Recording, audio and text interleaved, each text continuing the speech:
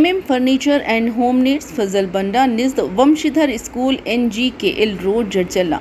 हमारे यहाँ शादी के फर्नीचर बेहतरीन क्वालिटी और खुसूसी डिस्काउंट के साथ दस्तियाब है। हर किस्म का डिज़ाइन तैयार किया जाता है। इसके अलावा मैरिज सेट, कबर्ड्स, कुर्सियाँ, कंप्यूटर टेबल, चेयर्स, अलमारी और समर स्पेशल एयर कूलर्स के अलावा सोफ़ा मैन्युफैक्चर और रिपेयर भी किए जाते हैं। मज़ीद तफसीलात के लिए 7095708181 पर रब्त पैदा करें। अस्सलामुअलैकुम नजरीन, आप देख रहे हैं जचरला टाइम्स न्यूज़। सदर तेलंगाना जागृति कलवा कुंटला कविता ने खम्मम ज़िले के वेलुगुमटला इलाके के मुतासरीन से मुलाकात की और कहा कि बेघर होने वाले ख़ानदानों खुसूसन ख़वातीन और बच्चों की हालत देखकर दिल टूट जाता है। इन्होंने कहा कि हुकूमत और सियासी क़ायदीन को यहाँ मौजूद ख़वातीन के दुख दर्द का एहसास होना चाहिए, क्योंकि एक बेटी के आंसू किसी घर के लिए नेक शगुन नहीं होते, जबकि यहाँ दर्जनों ख़वातीन शदीद बेबसी के आलम में हैं। कविता ने कहा कि मुतासरा ख़ानदानों के मकानात ऐसे वक्त में बुलडोज़रों के ज़रिए मुनहदिम किए गए जब बच्चों के इम्तहानात जारी थे। इन्होंने अफसोस जाहिर किया कि घरों के साथ बच्चों की किताबें और सामान भी मलबा तले दब गए। इनके मुताबिक वालिदैन अमूमन इम्तहानात के दौरान बच्चों के मुस्तकबिल के हवाले से फ़िक्रमंद रहते हैं, लेकिन यहाँ रातों रात घरों को मिसमार करके ख़ानदानों को बेसहारा कर दिया गया। इन्होंने कहा कि मुतासरीन की तकलीफ को कुछ सियासी जमातों ने महज एक तमाशा बना दिया और कई कायदीन यहाँ आकर सूरत हाल देख कर चले गए। कविता ने वाज़ेह किया कि वह सिर्फ रस्मी हमदर्दी के इजहार के लिए यहाँ नहीं आई, बल्कि मुतासरीन के मसाइल को तफसील से सुनकर हुकूमत से बातचीत के ज़रिए हल निकालने की कोशिश करेंगे। इन्होंने कहा कि मुख्तलिफ समाजी व अवामी तंजीमें मुतासरीन के साथ खड़ी है, जिनमें SC, ST, BC, JAC, धर्म समाज पार्टी और दीगर अवामी तंजीमों के साथ साथ तेलंगाना जागृति भी शामिल है। इन्होंने कहा कि मसले के मुकम्मल हल तक मुतासरीन के साथ मिलकर जद्दोजहद जारी रखी जाएगी। कविता ने मुतासरीन की जद्दोजहद, मौजूदा रिहायशों के इंतज़ामात पर भी शदीद नाराज़गी जाहिर की और कहा कि इन्हें एक जगह जमा करके रखा गया जहां ख़वातीन के लिए अलहदा सहूलतें तक मौजूद नहीं हैं। इन्होंने अफसोस जाहिर किया कि महकमे सेहत के अहदेदारों ने यहाँ तक कि एक हेल्थ कैंप भी मुनक़िद नहीं किया। इनके मुताबिक मुतासरीन का कहना है कि ज़िले कलेक्टर अब तक एक दिन के लिए भी यहाँ नहीं आए, जबकि ज़िले के 3 वज़रा भी इस मसले पर खामोश है। इन्होंने मुतालबा किया कि वज़ीर आला और ज़िले के वज़रा फौरी तौर पर इस मसले पर वजाहत पेश करें और सबसे पहले ज़िले कलेक्टर को मुतासरा मुकाम का दौरा करना चाहिए। कविता ने कहा कि मुतासरीन के मकानात जहां मुनहदिम किए गए हैं, वहीं उन्हें नए मकानात तामीर करके दिए जाएँ और उन्हें किसी दूसरी जगह मुंतकिल करने की कोशिश कबूल नहीं की जाएगी। इन्होंने इल्ज़ाम आयद किया कि रियासत भर में गरीब आवाम के साथ नाइंसाफ़ी हो रही है और इनके घरों पर बुलडोज़र चलाए जा रहे हैं, जबकि बाद सरफराद की बड़ी इमारतों के ख़िलाफ़ कोई कार्रवाई नहीं की जाती। इन्होंने कहा कि यह तर्ज़ अमल आइन की रूह के ख़िलाफ़ है और गरीब आवाम के हुकूक़ को पामाल करने के मुतरादिफ़ है। कविता ने कहा कि मुतासरीन को इंसाफ दिलाने के लिए एक मुनज़्ज़म लाहे अमल तैयार किया जाएगा और तमाम मुतासरा ख़ानदानों के साथ मिलकर मसले के मुस्तकिल हल तक जद्दोजहद जारी रखी जाएगी। आइए देखते हैं जड़चल्ला टाइम्स न्यूज़ की रिपोर्ट। चैनल को लाइक करें, शेयर करें और सब्सक्राइब करना ना भूलें।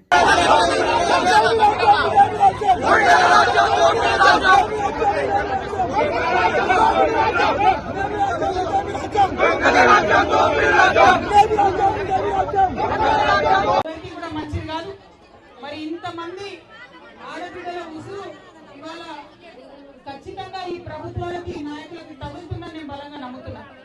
ఎందుకంటే ఒక్క ఆడబిడ్డ ఏడిస్తేనే ఆ ఇంటికి మంచిది కాదంట. అటువంటిది ఇక్కడ ఇంతమంది ఆడబిడ్డలు నిన్ను చూస్తుంటే కడుపు తరిగిపోతుంది. చిన్న చిన్న పిల్లలు ఎత్తుకొని ఎగ్జామ్స్ జరుగుతున్నాయి, ఒక పక్కన స్కూళ్ళలోకి వాళ్ళు వెళ్ళి పరీక్షలు రాయాలి.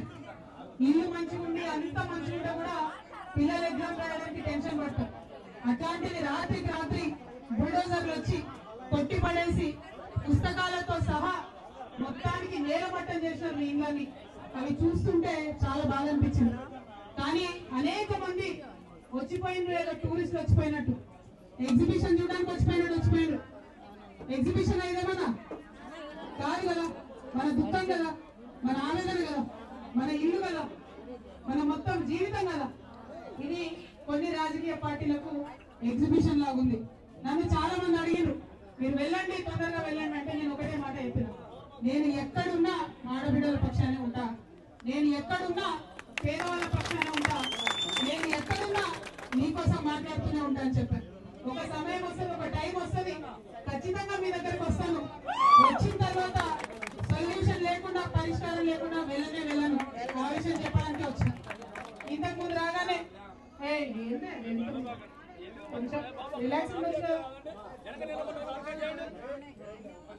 వచ్చిన తర్వాత అదే చెప్పా మీకు, నేనేదో వచ్చి మిమ్మల్ని చూసి వెళ్ళడానికి రాలే. కూర్చొని సావధానంగా మీతో మాట్లాడి ఈ అంశాలన్నీ కూడా ప్రభుత్వంతో మాట్లాడి మెప్పించి ఒప్పించి ముందుకెళ్ళడానికి ఇక్కడికి రావడం జరిగింది. మరి మీ అందరూ కూడా ఒప్పుకుందా? మీ అందరూ కూడా గట్టి కూర్చుంటారా? ఎందుకంటే ఇవాళ ఇక్కడ నాతో పాటు విశారద మహారాజ్ గారు కూడా ఉన్నారు. మరి ఆయన కూడా మొండి గట్ట పట్టుబడితే వదిలినటువంటి మనిషి కాబట్టి మరి మనకు తోడుగా ఇవాళ ఇంతమంది ఆడపిల్లలకు తోడుగా ఎస్సీ ఎస్టీ బీసీ జేఏసీ ధర్మ సమాజ్ పార్టీ తెలంగాణ జాగృతి ఇంకా అనేక ప్రజా సంఘాలు ఇక్కడ ఉన్నాయి కాబట్టి అందరం కలిసి ఇవాళ ఒక పరిష్కారం తెచ్చుకునే ప్రయత్నం చేద్దాం. ఎందుకంటే మనని ఇక్కడికి తోలింది అంతే, వదిలేసింది. ఎంత విషాదం అంటే కనీసం మహిళలకు ప్రత్యేకంగా పురుషులకు ప్రత్యేకంగా కూడా వసతి ఇవ్వలేదు.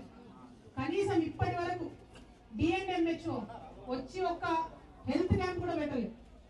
ఎందుకోసం ఆలోచన ఉండాలి కదా.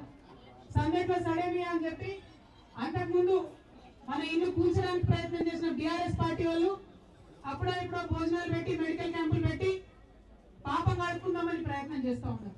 తప్పులేదు, మంచిదే, చేయాలి. కానీ జిల్లా కలెక్టర్ గారు ఏమైనారు? ప్రాథమికమైనటువంటి బాధ్యత ఆయన మీద ఉంది కదా. ఇంతమంది మనుషుల్ని ఒక కొట్టంలో తోలినట్టు తోలిండ్రు. చిన్న పిల్లలు ఉన్నారు, కనీసం వారి ఆరోగ్యం పట్ల మీకు ఏమాత్రం కూడా కన్సర్న్ లేదని అర్థమవుతా ఉన్నది. అన్యాయం ఇది, దారుణం ఇది. ఒక్క రోజు కూడా కలెక్టర్ గారు ఇక్కడ రాలేదని చెప్తా ఉన్నారు. నేను ఒకటే డిమాండ్ చేస్తా ఉన్నా, ఈ జిల్లా నుండి మీరు 3 మంత్రులు ఇచ్చి 3 మంత్రులు గెలిపించి పంపించారు. ఒక్క మంత్రి కూడా కనీసం ఇంతమంది ఆడబిడ్డలు ఉంటే ఇక్కడికి రావాలని అసలు లేదు. ఖచ్చితంగా మంత్రులు మాట్లాడాలి, ముఖ్యమంత్రి గారు మాట్లాడాలి, అందరికన్నా ముందు జిల్లా కలెక్టర్ గారు ఇక్కడికి రావాలి. ఇది ప్రధానమైన డిమాండ్. రెండవది, ఎక్కడైతే ఏ ప్లేస్ నుంచి ఏ జాగాలో నుంచి అయితే మనం నిలబట్టినో, ఎక్కడైతే మన ఇల్లు నిలబట్టం చేసిరో అక్కడే మనకు ప్లేస్ ఇవ్వాలి, అక్కడే మనకి ఇల్లు కట్టించి ఇవ్వాలి. ఇంకెక్కడో ఇస్తాం, ఏదో దగ్గర డబుల్ బెడ్రూమ్ ఇస్తాం, ఇంకెటో వెళ్ళమంటే వెళ్తారా? పక్కా కూర్చున్నా ఇస్తే భయపడతారా? తిరిగి వెళ్తాడు ఒకసారి. పక్కానా? నమ్మచ్చా? మొబైల్ నమ్మచ్చు.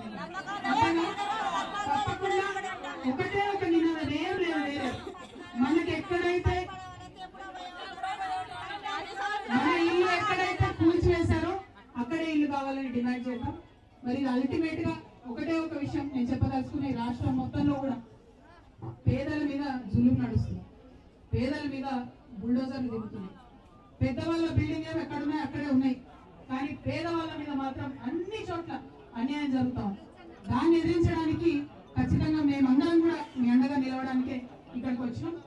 ఏ రాజ్యాంగం అయితే పట్టుకొని రాహుల్ గాంధీ గారు మాట్లాడుతూ ఉంటారో ఆ రాజ్యాంగంలో ఉన్నటువంటి అన్ని హక్కులను కూడా కూలీ చేస్తూ ఇవాళ మన ఇళ్ల మీదకి బుల్డోజర్లు వచ్చినాయి.